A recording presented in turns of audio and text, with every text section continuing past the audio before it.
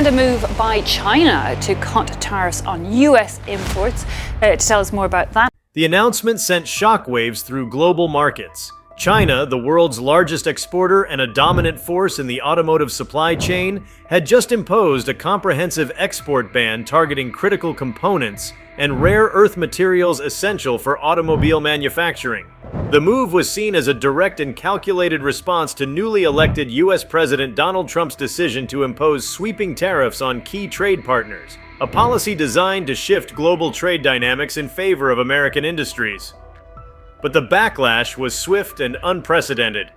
In a matter of days, China's retaliatory measure effectively crippled the U.S. auto industry, grinding production lines to a halt and leaving American manufacturers scrambling for alternatives that simply didn't exist at the scale and efficiency China could offer. Before we start, smash the like and subscribe buttons for more updates. At the heart of China's ban were materials and components that have become the lifeblood of modern automotive production.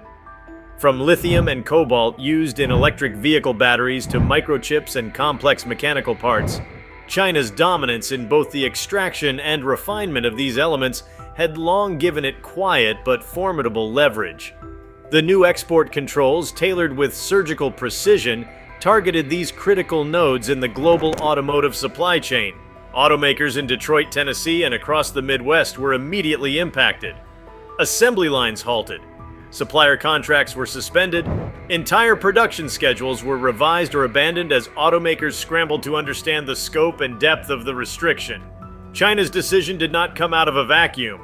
It was the culmination of years of simmering tensions between the two superpowers. Trade friction had long been a feature of U.S.-China relations, but the election of Donald Trump brought with it a reinvigorated push for economic nationalism. His administration wasted no time in announcing a fresh round of tariffs targeting a broad range of imports from traditional trade partners. Though the policy was pitched as a way to protect American jobs and restore manufacturing dominance, it hit global allies and adversaries alike. China, with its enormous trade surplus with the U.S. and its central role in global supply chains, was positioned to be both the most affected and the most capable of retaliation. And retaliate it did, with a move that was as economically devastating as it was geopolitically provocative. Chinese state media framed the export ban as a necessary measure to protect national interests in light of what it called protectionist aggression. But analysts quickly recognized the deeper strategic implications. This was not merely a tit-for-tat measure. It was a calculated blow to the foundation of America's industrial pride, its auto sector. By targeting the very arteries through which automotive innovation flows, materials, electronic components, and specialized manufacturing equipment, China struck at a vulnerability that had been underestimated in public discourse but well known in policy circles. American car makers were particularly exposed. Over the years, in pursuit of lower production costs and greater efficiency, U.S. manufacturers had offshored much of their supply chains. Even domestically assembled vehicles relied heavily on components imported from or through China. Hybrid and electric vehicles, which represent the future of the industry, were disproportionately dependent on Chinese exports. Batteries, inverters, control systems, virtually every high-tech element crucial to the new generation of vehicles originated in Chinese factories or depended on Chinese processed materials. The ban rendered entire inventory pipelines obsolete overnight.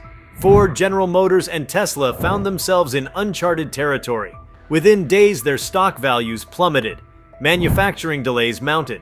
Executives issued emergency statements to investors, admitting the uncertainty ahead and warning of prolonged disruptions. Dealerships reported a freeze in shipments of new models. Suppliers across the tiered manufacturing web signaled possible layoffs, unable to sustain operations without parts or clarity.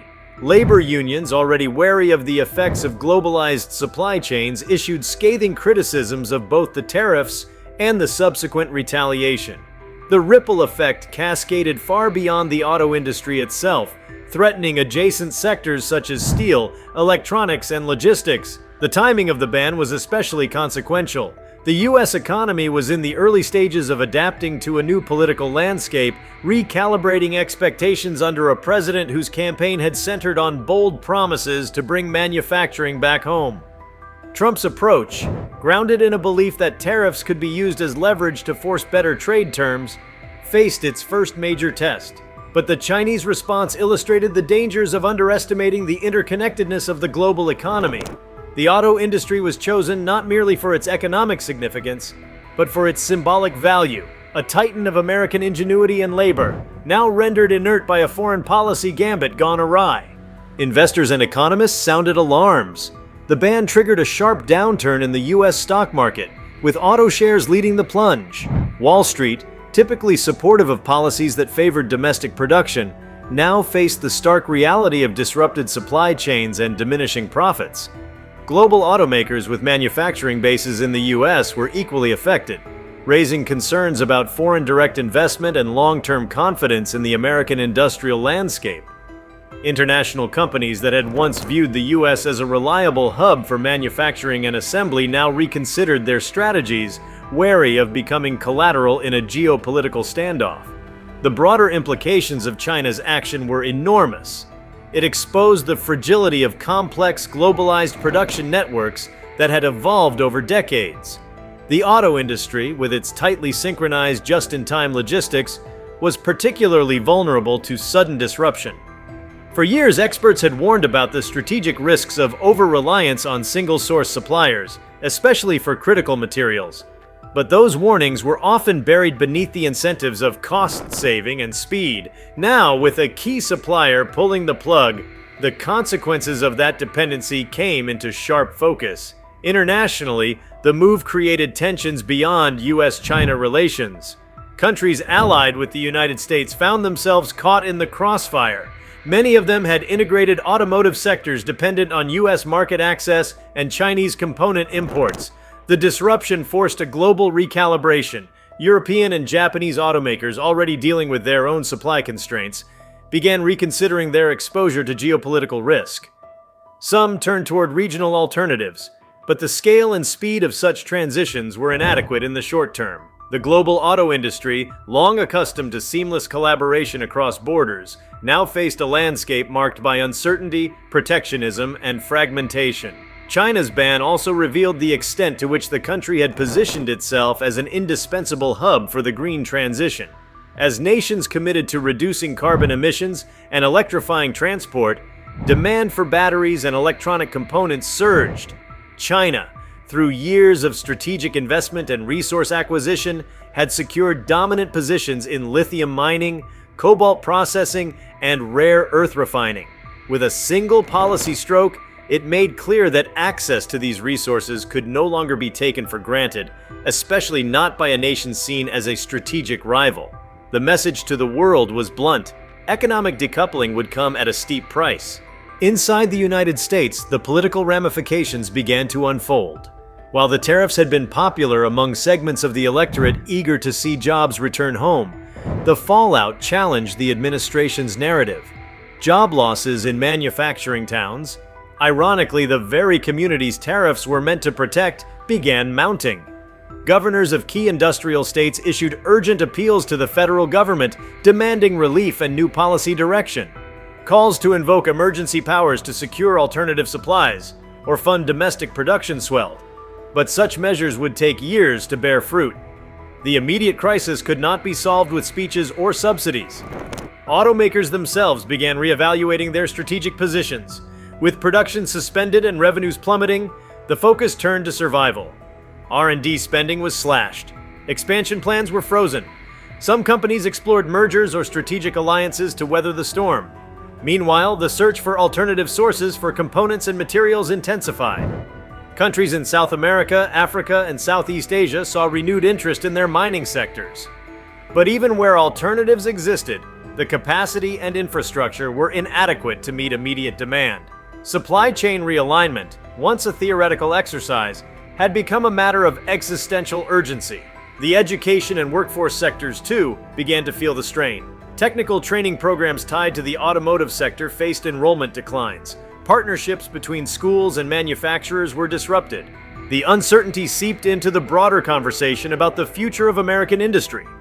Could the country truly lead in high-tech manufacturing without control over essential inputs? Could economic sovereignty be achieved through tariffs alone, or did it require deeper structural shifts in innovation, infrastructure, and industrial policy? China, for its part, maintained a controlled but assertive stance. Officials reiterated that the ban was reversible, if and when the United States adjusted its policies. But behind the diplomatic language was a clear assertion of power. For decades, the West had operated under the assumption that economic interdependence was a guarantee against open conflict. China's move shattered that illusion. It signaled a new era in which supply chains could be weaponized, and economic tools wielded with geopolitical precision. The auto industry was just the first battleground. As the weeks unfolded, the depth of the disruption became more apparent. Showrooms across the country saw their inventories dwindle. Customers faced months-long waits for new vehicles. Prices soared on both new and used cars, feeding into broader inflationary trends. Service centers struggled to procure parts for repairs. Trucking companies dependent on fleet upgrades faced setbacks. Even rideshare platforms and car rental companies began revising operations in light of vehicle shortages. The ban, initially viewed through the lens of trade policy, had become a national economic crisis. The psychological impact was equally profound. For many Americans, cars are more than just machines. They are symbols of freedom, mobility, and identity. The paralysis of the auto industry struck at a cultural nerve. News footage of empty factory floors and silent assembly lines became a recurring image, a stark contrast to the campaign promises of revitalized industry and self-reliance. The belief that America could dictate global terms in trade was shaken, perhaps irreversibly. A new awareness had dawned. Economic power was no longer a zero-sum game, and global dominance could not be reclaimed through isolationist policies alone.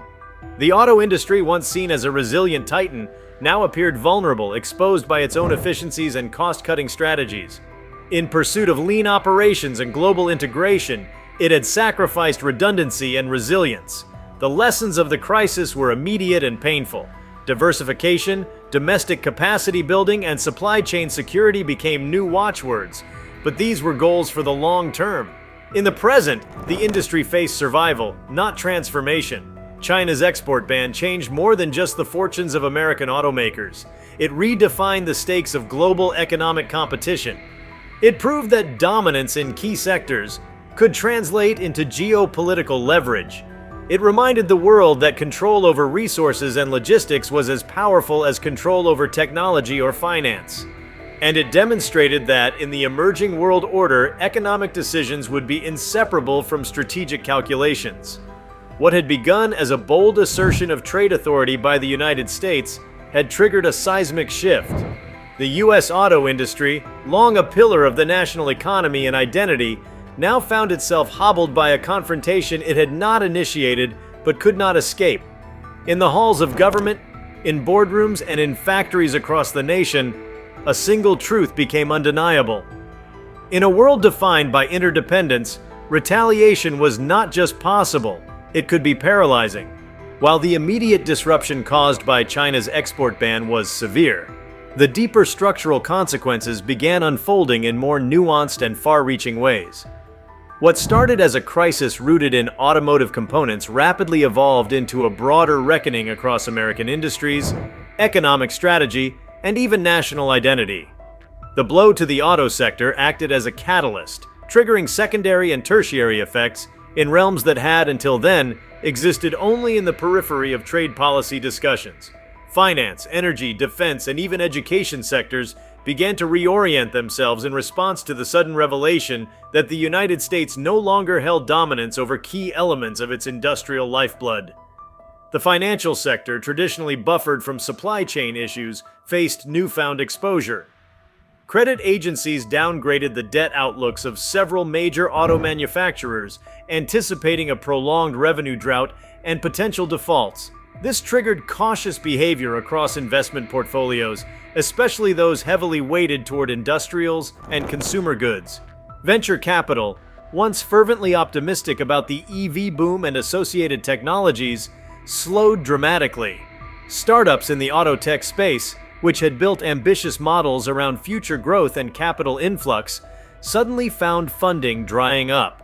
The freeze on capital began to constrain not just innovation, but the momentum of an entire sector that had been riding high on promises of autonomous vehicles and sustainable transport. Simultaneously, the insurance industry began adjusting premiums for businesses that demonstrated exposure to global supply risks. Auto manufacturers, parts distributors, and even logistics firms saw their operational risk categories revised. Companies were forced to conduct detailed audits of their supply chains and financial liabilities tied to Chinese components. This reevaluation rippled through corporate strategies, influencing procurement policies, contractual agreements, and long-term planning models. No longer could firms afford to assume that parts and materials would arrive just in time. The new era required contingency plans, buffer stocks, and risk-mitigated supply webs, all of which translated into higher operational costs. The energy sector experienced a more indirect but equally significant shock. The US government had been pushing for a nationwide transition toward electric vehicles, EVs, as part of its broader climate and energy goals.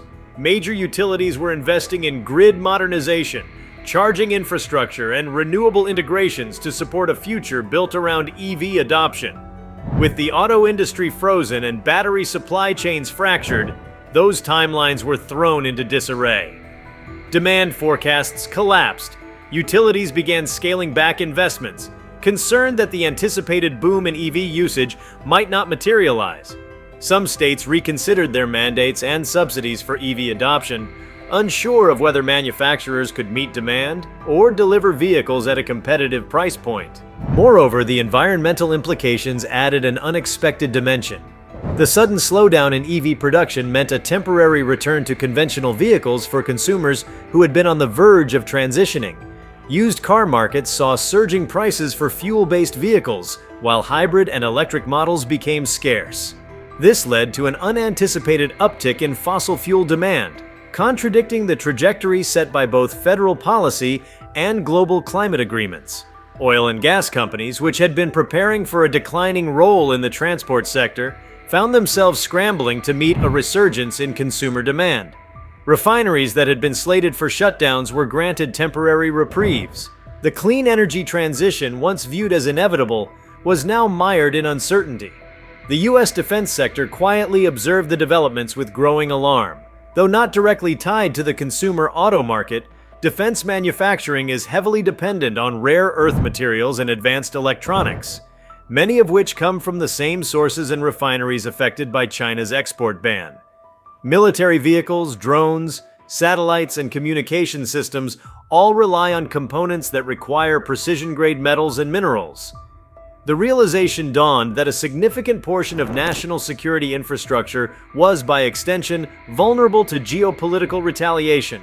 Classified briefings began circulating in Washington, warning that the disruption to the auto sector might foreshadow similar exposure in more sensitive domains. Defense contractors began lobbying for secure domestic sourcing and expedited mining permits on U.S. soil. In academia and think tanks, a flurry of research initiatives began to dissect the systemic vulnerabilities exposed by the crisis. Economists published papers highlighting the underestimated cost of outsourcing not just manufacturing, but entire value chains.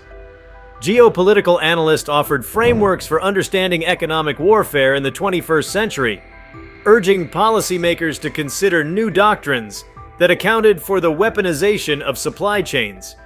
Business schools revised curricula to include case studies on the collapse of the U.S. auto sector in the face of strategic retaliation, teaching future executives about resilience over efficiency. Public discourse started shifting. Conversations about free markets gave way to debates over strategic autonomy. The crisis was no longer about tariffs or car parts. It was about how a superpower sustains itself in a contested world. The social dimension of the crisis also gained traction. In cities and towns where automotive plants were central to local economies, the impact rippled across daily life. Restaurants near shuttered factories closed. Housing markets softened as uncertainty pushed families to postpone relocation or home buying plans. School districts reported budget shortfalls as tax revenues tied to industrial activity evaporated. The sudden collapse of what had seemed like a resilient industry revealed how deeply interconnected manufacturing was with the social fabric of countless American communities. Mental health services reported increased calls, particularly among workers suddenly facing unemployment without clear prospects. Beyond the borders of the US, the global auto industry began reshaping itself in response to the evolving landscape. Nations that had historically leaned on US markets began seeking new alliances and production hubs. India emerged as a potential alternative, ramping up capacity in both parts manufacturing and EV component processing. Southeast Asian nations, including Vietnam and Malaysia, courted investment aggressively, offering tax breaks and rapid permitting to firms looking to diversify away from China or the US. At the same time, European automakers began to accelerate intra-EU supply networks, seeking to insulate themselves from the turbulence of trans-Pacific trade dynamics. China, meanwhile, deepened its ties with emerging economies.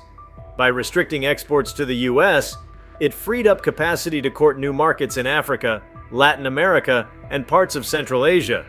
State-owned firms brokered deals to supply rare earth elements and components to countries that pledged political alignment or economic cooperation. As the US struggled to contain its crisis, China strengthened its hand in the global south, positioning itself as the indispensable engine of 21st century manufacturing. The ban, while framed as a retaliatory action, doubled as a strategic repositioning, one that realigned the global auto industry's future trajectory. Even consumer behavior began evolving in light of the prolonged crisis. With prices rising and vehicle availability dwindling, Americans began holding onto their cars longer. Automotive service centers saw record levels of activity as people prioritized maintenance and repairs over new purchases. A used vehicle, once considered a stopgap, became a long-term asset. The car-buying culture shifted. Automakers who had built entire business models on fast refresh cycles and brand loyalty through frequent upgrades faced a new consumer mindset, one driven by necessity, conservation, and skepticism. This cultural shift had unexpected environmental consequences. Extended vehicle life cycles meant more cars stayed on the road longer, often beyond their peak efficiency. Emissions levels from the transport sector, which had been on a downward trajectory, began to plateau or even rise. Urban planners, observing the shifting trends, postponed infrastructure projects related to EV charging stations and autonomous vehicle lanes. Transportation apps adjusted their algorithms to factor in rising prices and declining fleet turnover. Innovation, while still present in tech circles, no longer commanded the confidence of investors or consumers in the way it had before. The crisis also reawakened old political divides. In Congress, fierce debates erupted over how to respond. Some advocated for aggressive decoupling from China, even at the cost of economic pain. Others urged negotiation, concerned about the broader economic consequences of escalating conflict. Lobbyists from both camps flooded Washington, seeking to influence the emerging policy landscape. Meanwhile, public sentiment oscillated between anger and confusion. Polling data revealed a divided electorate. Some blamed the Trump administration's tariff policies, others saw China's retaliation as proof of bad faith engagement in global trade. Amid the chaos, certain players found unexpected opportunity. Canada, with its rich deposits of lithium and nickel, began receiving renewed attention as a possible supplier to the American market. Domestic mining companies, long burdened by environmental regulations and permitting delays, suddenly found political champions in Congress. Discussions about friend-shoring, redirecting supply chains to allied nations, entered the mainstream. Mexico, already a key manufacturing partner under the USMCA, began fielding proposals to expand its role in battery and component production, positioning itself as a bridge between US consumption and non-Chinese supply. At a strategic level, US policymakers began articulating a new industrial doctrine. It became clear that reshoring efforts would require more than rhetoric. It would need massive capital investments, educational initiatives, and a reimagining of federal policy toward industry. The notion of an industrial strategy returned to the political vocabulary after decades of neglect. Bipartisan coalitions began forming around the idea of strategic subsidies, workforce development programs, and national stockpiles of critical materials. The ban had exposed the illusion that markets alone could guarantee national resilience. A related but distinct development was the growth of regionalism. As national strategies evolved, so too did state-level responses. States like Texas, Michigan, and Nevada began forging their own international partnerships, seeking to attract foreign manufacturers and diversify their economies. Governors acted with urgency, traveling abroad, hosting summits, and streamlining regulations to position their states as safe havens for disrupted global supply lines. The federal government, meanwhile, tried to coordinate this activity, wary of overlapping deals and legal inconsistencies. The outcome was a patchwork of localized strategies, all aimed at rebuilding a manufacturing base that could survive the next shock. In the world of labor, unions saw an opportunity to assert their relevance. The crisis had revealed how fragile the promises of globalization could be. Union leaders demanded seats at the table in negotiations over industrial policy, arguing that the voices of workers must be central to any long-term solution. Some unions began organizing cross-border alliances with labor groups in Europe and Asia, seeking to create a unified front for ethical sourcing, fair wages, and sustainable industrial practices. For the first time in decades, the conversation about globalization was not just about capital flows, but about people. While many of these changes were born of crisis, they signaled a broader rethinking of what economic leadership meant. America's reliance on global networks had driven unprecedented prosperity, but it had also produced an illusion of invulnerability. China's export ban shattered that illusion.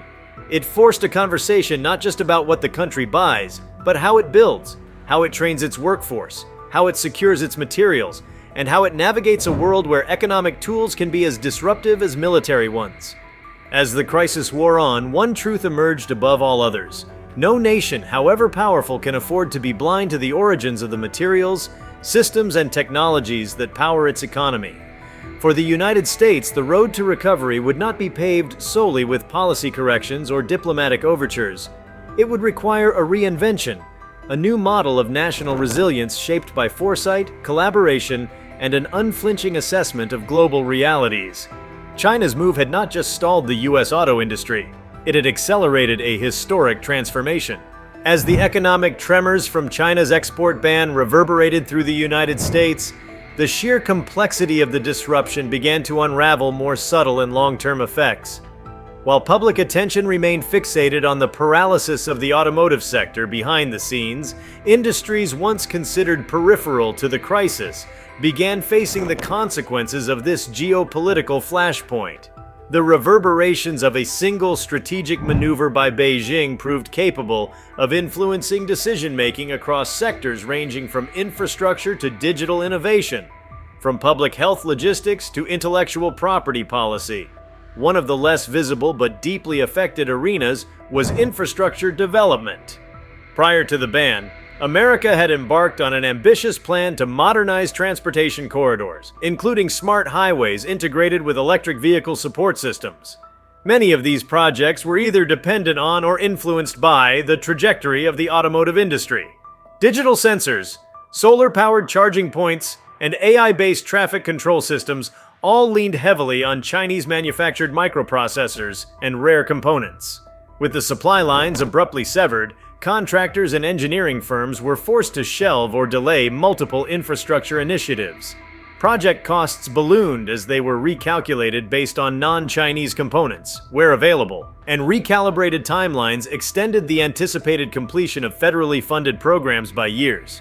In tandem, public transportation initiatives faced significant knock-on effects. Buses and commuter rail systems that had begun shifting to electric propulsion now faced a scarcity of replacement batteries and electronic modules. Transit authorities in major cities, from New York to Los Angeles, announced indefinite delays in fleet upgrades. In some cases, procurement contracts had to be canceled entirely due to non-delivery penalties. The temporary reliance on older diesel-powered alternatives increased operational expenses and undermined environmental commitments made by municipal governments. Even as the federal administration tried to reinforce public transport as a viable alternative amid private vehicle shortages, the system buckled under the twin pressures of demand surge and technological stagnation.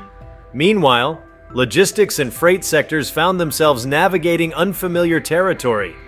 Automotive manufacturing is deeply integrated with national and international logistics systems, and the sudden halt in vehicle production created an unpredictable imbalance. On one hand, freight companies that relied on transporting automotive parts and assembled vehicles found large portions of their business vanish almost overnight. On the other, consumer sectors surged in activity due to rising panic buying, driven by fears of prolonged economic disruption. This sharp contrast in logistical demand caused congestion in some transportation hubs, while others stood eerily underutilized. Port authorities, warehouse managers, and railway operators struggled to reorient their networks amid shifting flows. Several companies fast-tracked AI-driven route optimization tools to stay agile, but the inconsistencies in global cargo movements rendered many predictive models obsolete within weeks. If you like this video, please give it a like and subscribe to our channel. Also, leave your comments below and tell us, what are your thoughts on China banning auto exports to the US in retaliation? We want to hear from you. Thank you for watching, and see you next time.